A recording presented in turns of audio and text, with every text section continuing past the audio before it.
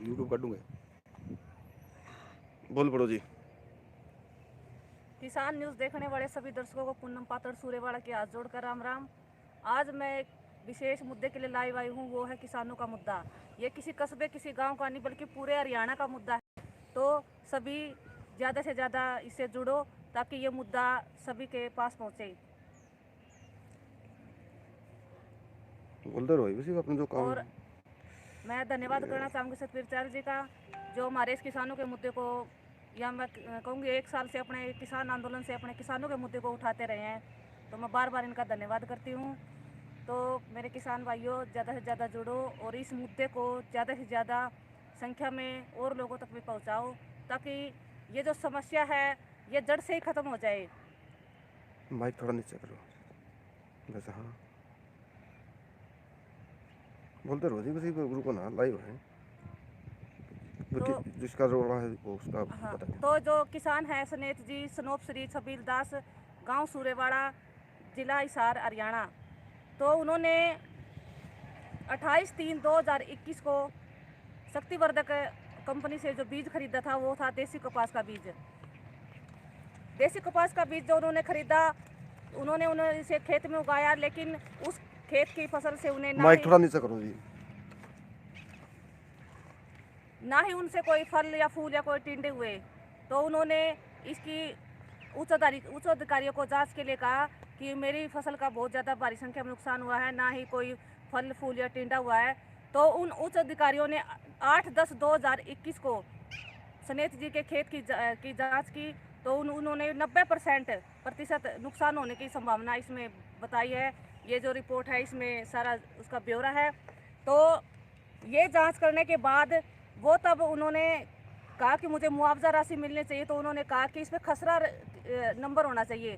तो उन्होंने जब खसरा नंबर के लिए जो 2 उच्च अधिकारी आए हुए थे उनसे कहा कि इस पे खसरा नंबर इस पे मांग रहे हैं जो बड़े अधिकारी हैं, लेकिन उन्होंने मना कर दिया। वो बोले कि इस पे हम खसरा नंबर नहीं लिख सकते। देखा है। हाँ। तो खसरा नंबर नहीं लिख सकते। तो खसरा नंबर इन्होंने बोला स्नेह जी ने कि खसरा नंबर कौन लिखेगा।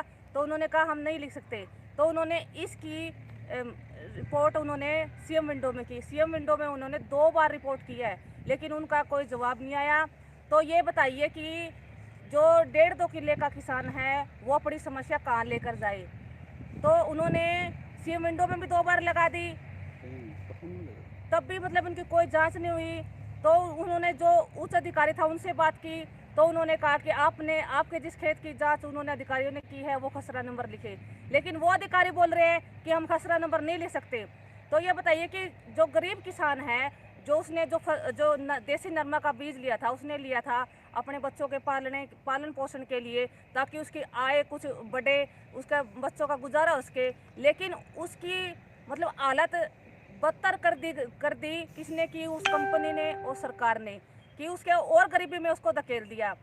तो आप ये बताइए कि हम जो किसान है वो कहाँ जाएगा।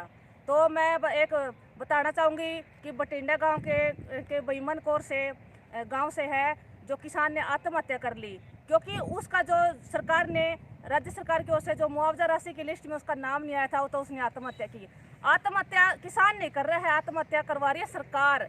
तो सरकार आत्महत्या करवा रही है, किसान नहीं आत्महत्या कर रहा है। तो मैं कहना चाहूँगी कि हम किसी अधिकारी के पास जाते हैं तो कहता है आप सरकार के पास जाओ। सरकार किसकी है? सरकार है किसानों की। तो हम कहना चाहेंगे सरकार से कि आप अपने और ये उस अधिकारी हैं ये अपना काम सही तरीके से करो, लेकिन जो अधिकारी हैं ये कंपनी की मदद से और दुकानदार की मिलीभगत से काला बाजारी कर रहे हैं। ये जो किसान है उसको मतलब जीते जी मार रहे हैं। तो इनके खिलाफ सख्त से सख्त कार्रवाई होनी चाहिए। बोलते रहो हम तेरा काम करो। सख्त से सख्त कार्रवाई होनी चाहिए ताकि जो हमारे किसानों का भविष्य है, जो ये अंधेरे में धकेल रहे हैं, उनका भविष्य बर्बाद ना हो।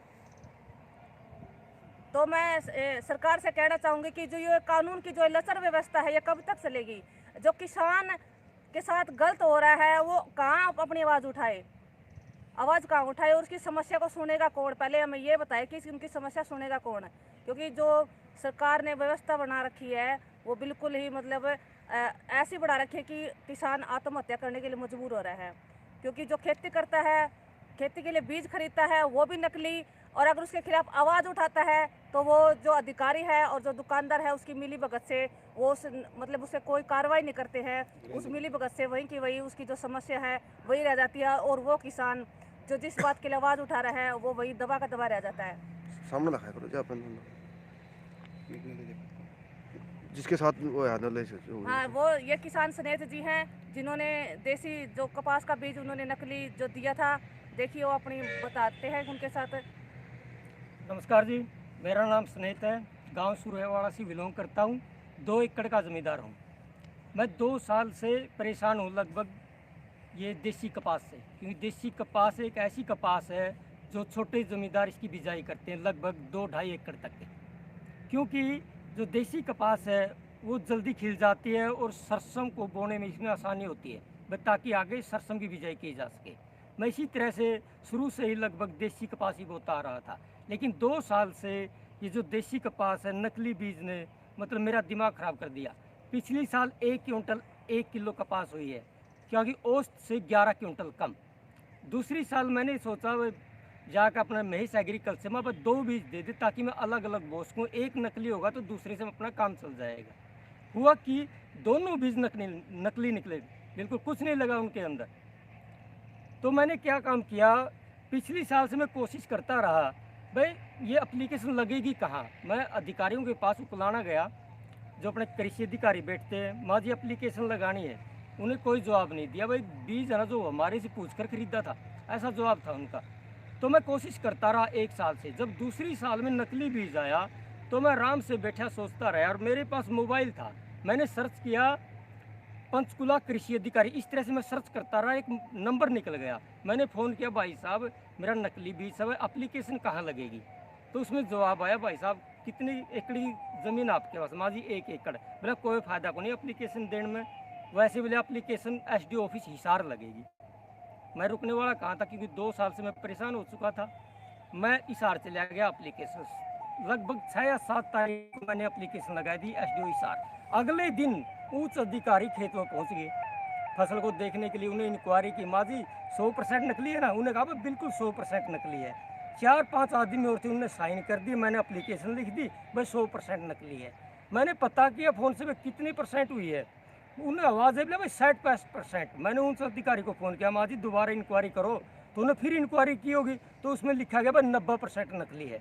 तो ठीक है, रिपोर्ट दे दी। तो मैंने कहा भाई इसमें खसरा नंबर नहीं है। तो ये अधिकारी ने वो रिपोर्ट रख ली। घूमते घूमते 1 महीने बाद फिर वही रिपोर्ट मेरे पास आ गई। तो मैंने फिर खसरा नंबर तो था ही नहीं।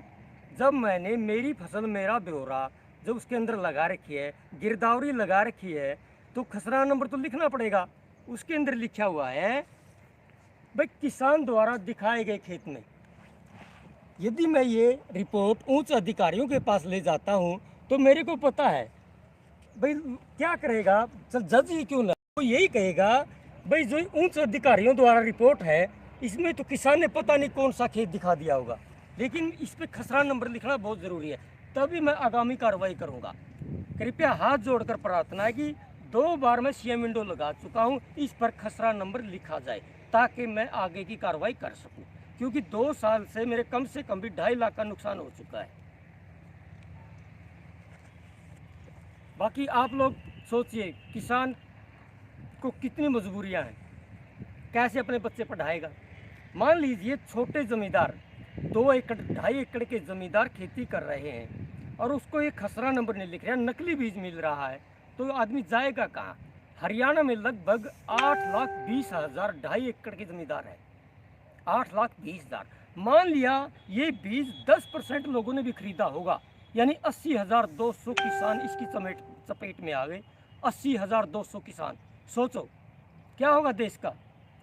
उन 80,200 किसानों को मान लिया 2-2 बच्चे हैं।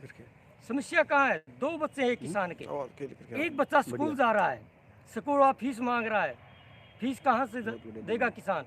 बच्चे की पढ़ाई चली गई। मान लो बच्चे पढ़ाई के जाने के साथ साथ जो माँ को एक मतलब संतुलित आहार चाहिए खाने के लिए। बच्चा माँ के गर्भ में है और किसान के पास पैसा नहीं, संतुलित आहार कहाँ से खरीदे? यानी 80,200 बच्चे कुपोषण का शिकार हुए हैं इस एक बीज के कारण। सोचो, कम से कम भी 20% किसानों ने आत्महत्या की होगी। रिपोर्ट ध्यान से देखिए। मैं तो ये चाहता हूँ गवर्नमेंट से हाथ जोड़कर प्रार्थना करता हूँ कि भूख पर कानून बनना चाहिए। इंसान भूख से मर रहा है। यदि इस नकली बीजों के कारण खेत ने पैदावार देनी बंद कर दी, क्योंकि नकली बीज है, धरती माँ ने पैदावार देनी बंद कर दी, तो मानव सभ्यता का अंत भूख से होगा। तब आप क्या करोगे? आज के ये आप रिपोर्ट देखते होंगे, पूरे भारत के अंदर सरकारी रिपोर्ट के मुताबिक 1.25 लाख लोग भूख से मरते हैं। ये तो सरकारी आंकड़े कहते हैं, हकीकत क्या होगी आप देख लो। भूख पर कानून बनना चाहिए ताकि कोई भूखा न सोए। बाकी आप लोग काफ़ी समझदार हो, क्या करना चाहिए? कि मर किसकी है? छोटे जमींदार की। जोते छोटी हो गई है, 2.5 एकड़ के जमींदार कहाँ जाएंगे? सोचने वाली बात है। ये एक बहुत बड़ा मुद्दा है, छोटी चीज़ नहीं है। सरकारी अधिकारी है, उन्हें इस रिपोर्ट पर खसरा नंबर लिखने में क्या हर्ज है? जिस दिन इस पर खसरा नंबर लिखा जाएगा, उस दिन ये समझो किसान की आमदनी दुगनी हो गई। सोचो, क्योंकि नकली बीज आएगा नहीं तो ऑटोमेटिक किसान की आमदनी दुगनी है। फिर एक और रिपोर्ट ध्यान से सुन लीजिए। किसान की आमदनी की दुगनी पर कई किसान कहेंगे भाई ये झूठ बोल रहा है। मैं साबित करके दिखा सकता हूँ। 2 एकड़ में किसान की आमदनी दुगनी कैसे होगी? 2 एकड़ मान ले, 1 एकड़ में है, पॉइंट है 3, सिर्फ 3 पॉइंट। नंबर 1 पॉइंट, भाई जो किसान के पास नकली बीज है उसकी रिपोर्ट वो कहाँ दे? अधिकारी रिपोर्ट नहीं ले रहे। पता चला मुझे 1.5 साल में भाई SDO ऑफिस में ये रिपोर्ट जाती है। 150 रुपये किराया लगता है यहाँ से लघु सचिवालय हिसार तक का। किसान के पास 150 रुपये नहीं होते, वो एप्लीकेशन लगाएगा कहाँ? एक ऐसा सिस्टम बनाइए, यदि मुख्यमंत्री जी कोई सुन रहे हैं ध्यान से, ऐसा सिस्टम बनाइए जो एप्लीकेशन है वो सरपंच के पास जाए, सरपंच ही उस पर गिरदावरी लिखवाए, सरपंच ही उसके अंदर खसरा नंबर लिखवाए, ताकि किसान को धक्के ना खाने पड़े और नकली बीज का शिकार ना हो। दूसरा पॉइंट, जो खसरा नंबर लिखना बहुत ही ज़रूरी है। तो आप बताइए, छोटे किसान जाएंगे कहाँ? 8,20,000 जो 2.5 एकड़ तक के ज़मींदार हैं, 2.5 एकड़ से 5 एकड़ तक 3.15 लाख किसान है हरियाणा के अंदर। सोचिए कहाँ जाएंगे? क्योंकि 20 साल से मैं खेती कर रहा हूँ। खेती घाटे का सौदा नहीं है। जो कंपनी वाले हैं और जो अधिकारी हैं ये भ्रष्ट है, यहाँ गड़बड़ है सारी। जिम्मेवार पूरी तरह से सरकार नहीं है, ये गड़बड़ है। लेकिन सरकार का दायित्व बनता है। उनका मुख्य कारण क्या है? भाई जो ये अधिकारी हैं उनके ऊपर लगाम कौन लगाएगा? सरकार लगाएगी। यदि किसान आत्महत्या कर रहा है तो डीसी जिम्मेवार है। बच्चे कुपोषण का शिकार हो है तो डीसी जिम्मेवार है। यदि नकली बीज है तो डीसी जिम्मेवार है। सोचिए कौन है जिम्मेवार? डीसी के पास भी ये एप्लीकेशन जा चुकी है। वैसे नहीं हूँ मैं 3 महीने से धक्के खा रहा हूँ सिर्फ एक खसरा नंबर लिखवाने के लिए। बताइए किसान जाएगा कहाँ? ये छोटा मसला नहीं है। किसान की आमदनी दुगनी हो जाएगी, ये मैं सहमत हूँ इस चीज़ से। 2 एकड़ पे किसान की आमदनी को मैं दुगनी करके साबित कर सकता हूँ। लेकिन एक मेन बात बताना चाहता हूँ। मेरा गांव छोटा सा सूर्यवाड़ा गांव, सूर्यवाड़े गांव में 2 एकड़ तक के जमींदार हैं। नंबर 1 बात, मैं 3 बातों पर ध्यान देना चाहता हूँ यहाँ पर। एक तो भाई जो एप्लीकेशन लगेगी कहाँ नकली बीज पर, ठीक है, वो साबित हो जाए। भाई सरपंच के पास लगा दी जाए, ऐसा गवर्नमेंट कोई सिस्टम बना दे, या ग्राम सभा के पास लग जाए। दूसरी रिपोर्ट ये है भाई एक खसरा नंबर लिखा जाए ताकि किसान आगे की कार्रवाई कर सके।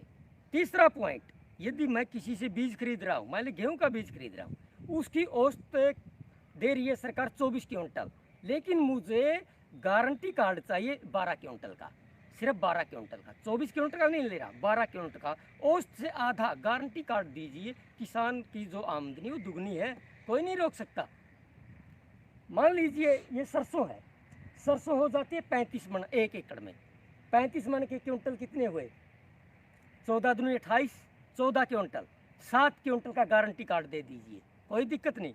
किसान की आमदनी दुगनी है। यदि मान लिए 14 क्विंटल से ज़्यादा आमदनी होती है इसके अंदर, तो वो जो कंपनी बीज बना रही है उसको फ्री में देगा किसान। कोई दिक्कत नहीं, मेरे गांव में जमा कर देख लीजिए सिस्टम। इस 6 महीने में तो मैं कह नहीं सकता, क्योंकि अब तो नकली बीज बन चुका है, कंपनी इस बात को नहीं मानेगी। अगले 6 महीनों में जब हम सरकार ये कहे ना, उस वक्त गारंटी कार्ड अपने आप दे देंगे। यदि कोई भी दुकानदार गारंटी कार्ड नहीं लेता, उसका लाइसेंस कैंसिल करें। मेरे भारत देश में जो किसान भाई है MA BEd करे हुए हैं, उनको लाइसेंस दे दीजिए, वो अपने बीज बेचेंगे, कोई समस्या ही नहीं है। गारंटी कार्ड जो औसत से आधा मांग रहे हैं, कोई दिक्कत नहीं, समस्या ही नहीं है किसान को। कई बातें गवर्नमेंट ने जो स्कीमें चलाई हैं, बहुत सी स्कीमें बढ़िया भी हैं, कई स्कीमें पावरफुल नहीं हो पाती। इनका कारण होता है अधिकारी, क्योंकि अधिकारी भ्रष्ट हैं। हरियाणा के अंदर 99.999% अधिकारी भ्रष्ट हैं। मुझे बताइए कौन सा अधिकारी सही है भाई? एक भी अधिकारी सही नहीं है, सब के सब नीचे से ऊपर तक भिखारी हैं। यदि अधिकारी ईमानदारी से काम करे ना, कोई दिक्कत ही नहीं है, समस्या ही नहीं है। किसान ताकतवर है, किसान ताकतवर है तो देश ताकतवर है। बताइए, हमारा एक घर है और पड़ोसी बहुत तरक्की कर रहा है, बहुत तरक्की कर रहा है, हमें उस पर जलना नहीं चाहिए, हमें उसको देखना चाहिए भाई उसके अंदर ऐसी क्या तकनीक है, भाई वो तरक्की कर रहा है, उससे भी ज़्यादा हमें तरक्की करनी चाहिए। हम तरक्की तब करेंगे जब अपना घर अंदर से मजबूत होगा। यही बात आप चीन का मुकाबला और हमारे से कंप्रोमाइज़ करके देख सकते हैं। कोई बड़ी बात नहीं है चीन से आगे बढ़ने के लिए। यदि फार्मूला लेकर चलें तो 3 साल 4 महीने में हम चीन को पिछाड़ सकते हैं, कोई बड़ी बात नहीं है। किसान को ताकतवर बनाइए, जो अधिकारी हैं वो ईमानदारी से अपनी ड्यूटी कीजिए, सब कुछ ताकतवर है, कोई हमारे देश का कुछ नहीं बिगाड़ सकता। जिस तरह धारा 370 टूट गई, इसी तरह से यदि ये नकली बीज का कारोबार बंद हो जाए ना, कोई दिक्कत ही नहीं है। सरकार के पास पावर है। मैं मुख्यमंत्री जी से हाथ जोड़कर प्रार्थना करता हूँ, इस बात पर गौर कीजिए। जय भारत। धन्यवाद कर दियो लास्ट में करा मैं आपसे पूछना चाहूंगी कि सरकार किसकी है? सरकार है किसानों की। हमने 1 साल धरना दिया है और इस मुद्दे खातर भी हम धरना दे लेंगे, हमने आंदोलन करना सीख लिया है। और मैं अपने पूछना चाहूंगी कि सबने बेरा भी होगा कि गरीब किसान तो और भी गरीब होता जान लग रहा है और अमीर और भी अमीर होता जान लग रहा है, क्योंकि जो है सरकार है नहीं, जो अपने किसान है उनके जो समस्या है उनको लेकर कोई कदम नहीं उठा रही, बल्कि या तो उसने मारण पे तुली हुई है। और कितने किसान देखो हर साल मर भी रहे हैं, आत्महत्या कर रहे हैं। कोई खुशी में कोई आत्महत्या कौन करता, वो मजबूर हो जाता है, क्योंकि उसकी समस्या का समाधान कोई नहीं सुन रहा, क्योंकि सरकार ना तो कोई एक्शन लेती है। जब तक एक्शन लेती है वो अपना दम, अपनी सांस अपनी छोड़ चुका होता है, क्योंकि उसने देखा भी वो कर्जा लेकर उसने जो अपनी फसल की बिजाई की है, सिंचाई की है, जब उसका कुछ उसका खेत से उसने कुछ मुनाफा नहीं होगा तो वो किसान वो करेगा कि तो वो आत्महत्या की सोचेगा। तो मैं कहना चाहूँगी सरकार जिम्मेवार है जो ये आत्महत्या किसान कर रहे हैं। तो हमने ये सरकार बदलनी है, अपने किसानों की सरकार लेके आनी है और अपनी ताकत ने पहचानो। अपने अपने में ताकत बहुत है, क्योंकि आप बनाना भी आप हाँ, यो मोदी भी अपने बनाए हुए है और मोदी के घुटने भी अपने टिकाए हुए हैं, क्यों मोदी ने कहते ना मानता को नहीं। तो अपने किसी का भी मुद्दा हो, अपना किसानी का मुद्दा हो या मजदूर का मुद्दा हो, तो आपका कोई भी मुद्दा हो तो मैं आपके लिए सहयोग के लिए हमेशा तैयार हूँ। और आप मेरे पास संपर्क कर सको हो। मेरा नाम है पूनम पतड़, गांव सूरेवाड़ा, 94 165 45 018, ये मेरा मोबाइल नंबर है। तो आपने किसी भी टाइम किसी भी मुद्दे के लिए कोई भी समस्या हो तो आप मुझसे संपर्क कर सकते हैं। मैं आपकी मदद के लिए हमेशा तैयार हूँ। जय जवान जय किसान, किसान मजदूर एकता जिंदाबाद। धन्यवाद जी।